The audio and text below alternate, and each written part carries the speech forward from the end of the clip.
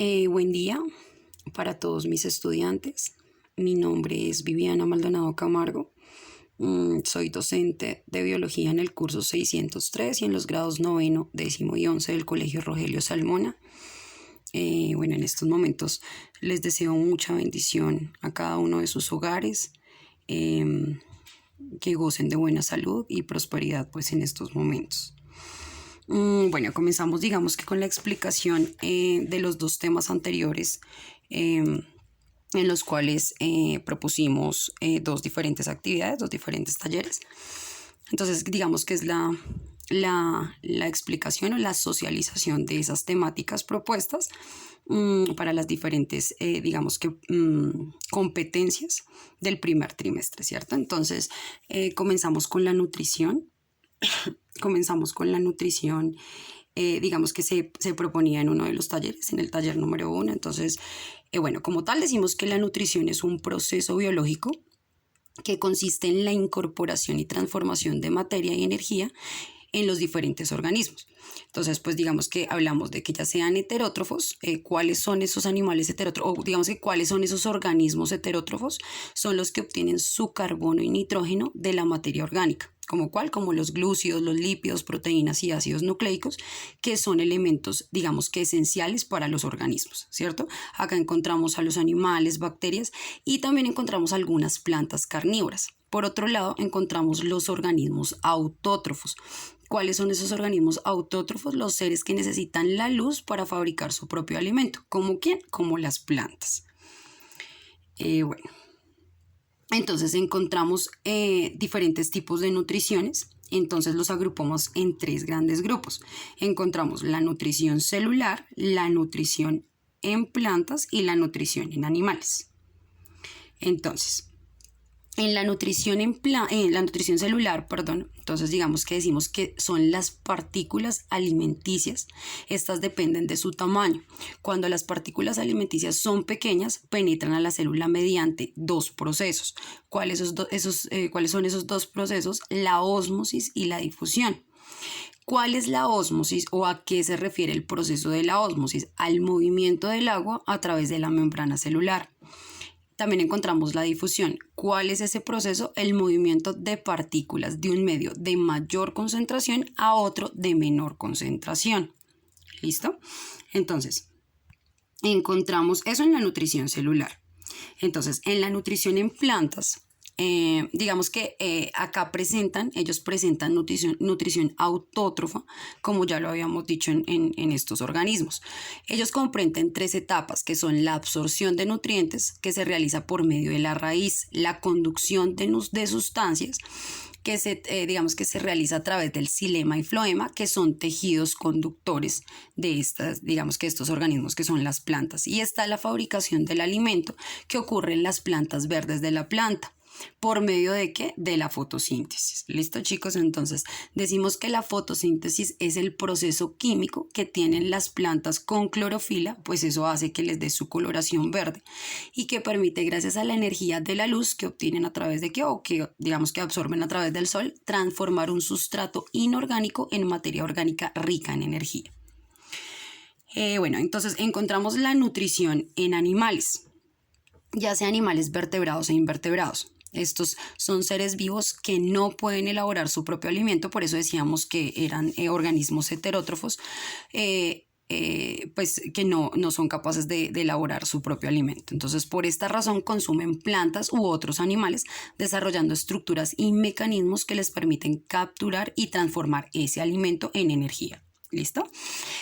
Para que se realice la nutrición en los animales, ya sea invertebrados o vertebrados, deben cumplirse tres etapas. ¿Cuáles son esas tres etapas? Entonces son la ingestión, que hace referencia a la ingestión. La ingestión es toda la entrada de alimento al organismo a través de la boca. Está otro proceso, digamos que otra etapa, que es la digestión, que es el proceso de esa transformación de los alimentos. Y está la absorción, que es el proceso en el que el alimento es transformado, absorbido y llevado, pues digamos que a cada célula o a las diferentes células. ¿Listo? Bueno, chicos, entonces aquí tenemos digamos que un esquema que nos hace de pronto en la parte visual ser más fácil la parte de la comprensión y la clasificación. Decimos que la nutrición es un conjunto de procesos bioquímicos, pero a la vez procesos fisiológicos. ¿Bioquímicos para qué? Para obtener esa energía. ¿Mediante qué? La nutrición celular o respiración celular. ¿Listo? Decimos que son procesos fisiológicos como ¿qué? Como la digestión o la excreción, que ya la hablábamos anteriormente. Y esta puede ser autótrofa u heterótrofa. La autótrofa son los productores. ¿Por qué? Porque producen su propio alimento, y los heterótrofos son los consumidores que no producen su propio alimento, como lo son los animales. Pero bueno, ¿cuál es la función como tal de la nutrición? Nos sirve ¿qué? Para obtener ya sea materia o energía. ¿Para qué? Para llevarla, pues digamos que obtener materia o energía en los diferentes organismos. En ella intervienen diferentes sistemas. Está el sistema digestivo. Digamos que la función de ese sistema digestivo es que realizar la digestión, la transformación. Está el sistema respiratorio, cuyas funciones son expulsar dióxido de carbono, pero a la vez captar oxígeno. Está el sistema circulatorio, cuya función es que transportar diferentes sustancias. Está el sistema excretor, cuya función es expulsar esas sustancias de desecho, esas que no nos sirven. Listo, eso digamos que para aclarar las dudas del taller número 1, que digamos que la temática central era la nutrición. Chicos, aquí es importante recalcar que es para qué, para el desarrollo de las diferentes competencias propuestas para el primer trimestre. Entonces, digamos que nos basamos o nos apoyamos, digamos que las temáticas nos sirven como excusa para poder desarrollar esas competencias. ¿Listo? Entonces, el tema a tratar en el segundo taller, en la segunda actividad, era la reproducción, ¿cierto? Entonces, hablamos de la reproducción como un proceso también biológico que le permite la creación de nuevos organismos, ¿cierto? Siempre que hablamos de reproducción es la creación de nuevos organismos, no es lo mismo. Entonces, siempre que haya reproducción es porque debe haber fecundación, ¿cierto? Acá encontramos dos grandes grupos que hacen referencia al mismo proceso biológico. Son la reproducción asexual y la reproducción sexual. Listo, para que lo tengamos presente. Entonces, en la reproducción sexual encontramos diferentes tipos que hacen parte a esa reproducción. ¿Cuáles son? La gemación o yemación. Aquí hace referencia este tipo de reproducción. Entonces, esta consiste en la separación del organismo de una pequeña parte de él denominada yema. Esa yema se desarrollará hasta conformar un nuevo ser vivo. ¿Listo? Otro que encontramos es la fragmentación o escisión.